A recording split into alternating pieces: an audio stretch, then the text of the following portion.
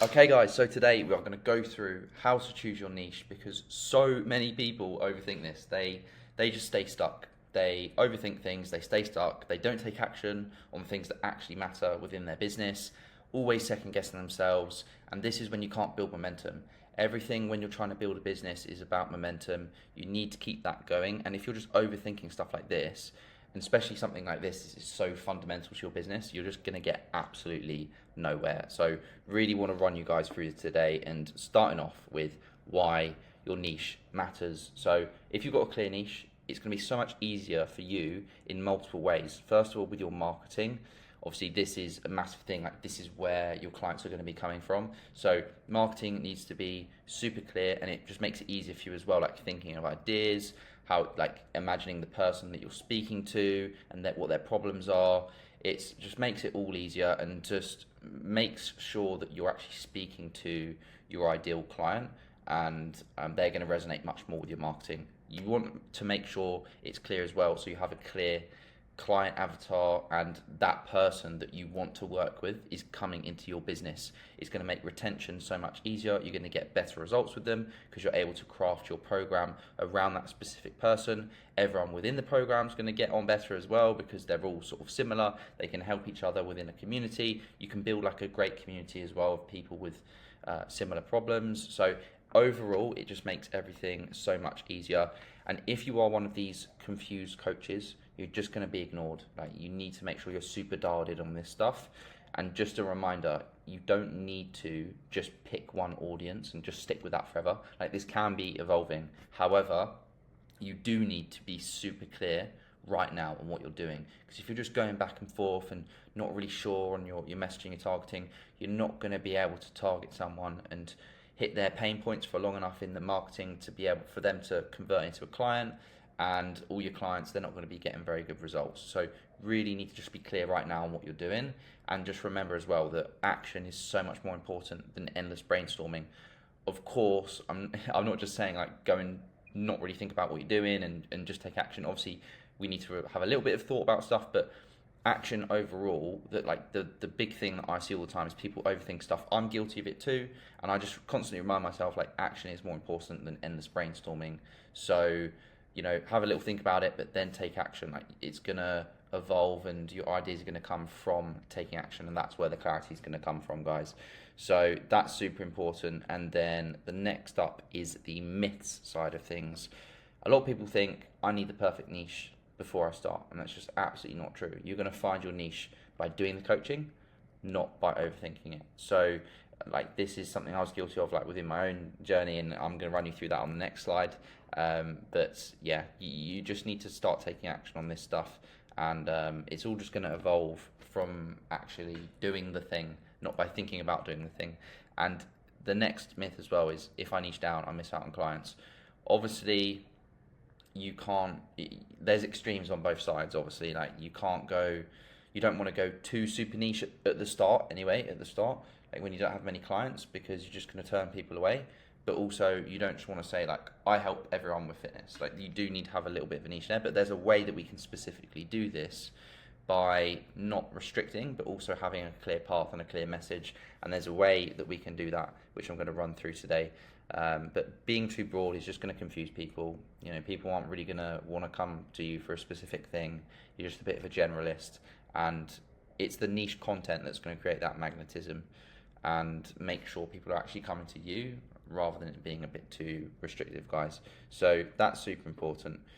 What happened with me? So this is something that's happened to me as well. I'm not just rambling on about something that I don't understand. I wasted months trying to think my way into this perfect niche, and at the time when I started up my coaching business, I was trying the vegan diet, and I was really, really into CrossFit.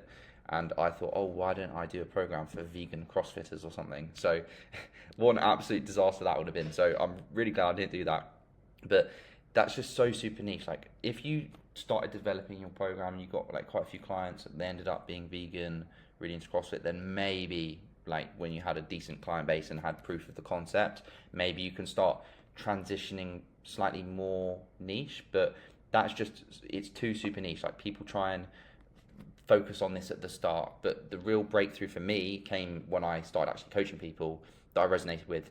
I was going to start coaching people on CrossFit, and then some guy that I knew came to me, started asking me about fat loss stuff. I coached him. I absolutely loved it. Completely changed his life, and then yeah, it just sort of spiraled from there. Like I realized I loved doing it, and that only came from taking action. Like if I said I was only going to coach vegan CrossFitters, I'd be like, oh no, sorry mate, like I only coach vegan CrossFitters, and then I never would have got to where I am today. I would have said no to loads of people that I could have really helped. So really, really important just to know like this niche is going to evolve over time through action, and that's exactly what's happened with me. This is why we've gone more towards working on people that have been through the fitness challenges, fad diets, stuff like that. So that's where I had that breakthrough going to the fat loss side of things. Then I ended up thinking, oh, maybe I should choose men. Just I don't even know why I thought that. Like I had a few guys go on board, and I was like, oh, maybe I should coach just men. But then I'm closing myself off to like 50% of the population. For no reason. Like I'm not saying that's not something to do. That might be something depending on if you are just getting mainly men come through. That's definitely a conversation to be had there. But at the start, when you don't have many clients, there's no point in just closing yourself off to 50% of the population. So just have a think about this. Don't close yourself off, but we do still want a clear message, because then I ended up going too broad just with generic tips. But what I really think you should do is not niche in your bio and your page. I think you should niche in like your actual content and speak about a specific problem. That's really powerful, because then I'm speaking about these problems that people that do fitness challenges and fad diets and stuff, I'm speaking about their specific problems that they face, and my tips are like related to that. My value-based content is related to that, and then they're coming on my page, and maybe a woman was to come on my page and see like, oh, we only coach guys, like I'm not going to message him. That's a waste of an opportunity there to change someone's life and get them on board your coaching. So just think about really targeting a problem rather than a specific type of person. Now, as I said, I've been to both extremes here, so that's really how we find that middle ground and target a problem rather than just like trying to imagine this like specific person. And when I start consistently speaking to one problem, my content exploded, my business exploded, and that's really how you're going to resonate with someone and really target their pain points in your content. So how to choose your niche? First of all, who do you feel drawn to help? Who do you actually want to help? And a lot of that is going to come from your own story, your own struggles. So stick to what you know and something you can actually solve as well. Really just think about one specific painful problem, that pain point that you can solve. And that's how you're going to target someone in your content rather than just generally talking about how to lose weight, how to build muscle, whatever it is. It needs to be a specific problem.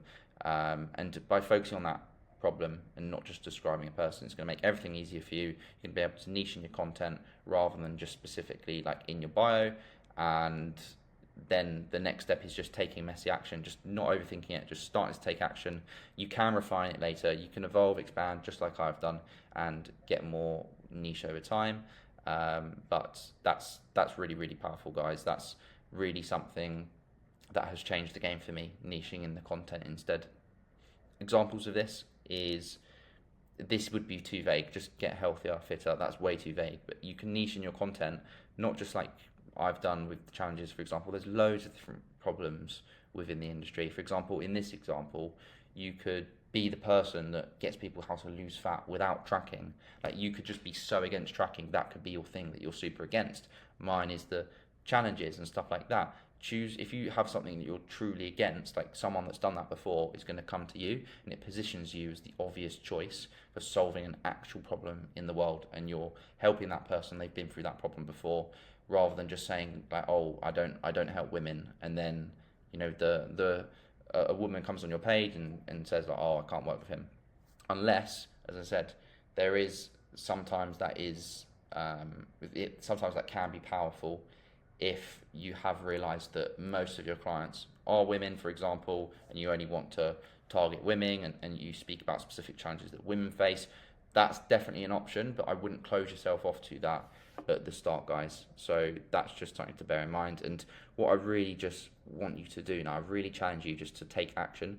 It's so easy to watch videos like this and not take action and actually write down actionable steps that you can do. So if you think this is something you've been struggling with, or you're not sure on your niche, today pick one main problem your audience has. Really just think about that and just start absolutely hammering that in your content. This week, just put an actual number on it, put a KPI, key performance indicator. What can you actually do this week? Post 3 to 5 pieces of content around that one problem, take action on it, set yourself a target, and that's how you're going to get results.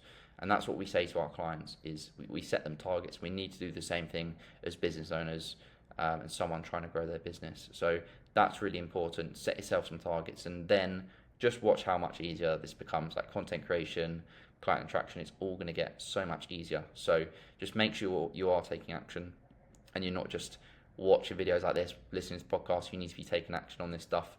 So before we go, just remember, like, your niche is a starting point. It's not prison. You don't need to, like, you can go back on stuff. Like I said before, that's happened with me. Don't feel necessarily trapped in it. You can evolve over time. And then also just remember that clarity is going to come from taking action. Just remember that. I fall into this trap sometimes as well of really just overthinking stuff, but that knowledge and that clarity is going to come from taking action. And then just remember that with that clarity, that's going to create the confidence to keep that momentum going. So please do remember that. Just start taking action on this stuff. And if you are someone looking to start or scale your business and get to 10K per month, please make sure to check out this video. It's going to be super helpful for you. I literally document everything that I know and put it into one video for you so that you can get to where I am now with hitting 30K months consistently.